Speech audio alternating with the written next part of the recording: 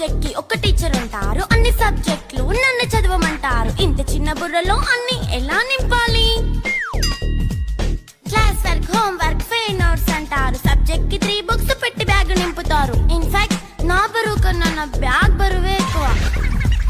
క్వశ్చన్లు, ఆన్సర్లు, సర్ప్రైజ్ టెస్టులు తమ్మి దాటుకొని మళ్ళీ స్కూల్ వ్యాన్ ఎక్కేసి అమ్మయ్య ఇక ఇంటికి వచ్చేసామనుకుంటే మార్క్స్ తక్కువ వస్తే చెయ్యాలి అసైన్మెంట్. రిపోర్ట్ కార్డ్ చూపిస్తే ఇంట్లో ఉన్న పనిష్మెంట్. హోమ్ వర్క్ చేయమంటూ మమ్మీ చంపుతుంటుంది. ట్యూషన్ టైం అయిందని డాడీ తరుముతుంటాడు. డాన్స్ క్లాస్ కి వెళ్ళమని తాతయ్య తిడతాడు. స్నాక్స్ తిని వెళ్ళమని నాన్నమ్మ ఆపుతుంది. ఇక అన్నీ అయిపోయాక కాసేపు టీవీ చూద్దామంటే మమ్మీ ఎంట్రీ ఇచ్చింది. బెడ్ యొక్క మంది చిన్న నాప్ తీసేలోపు తెల్లారిపోయింది.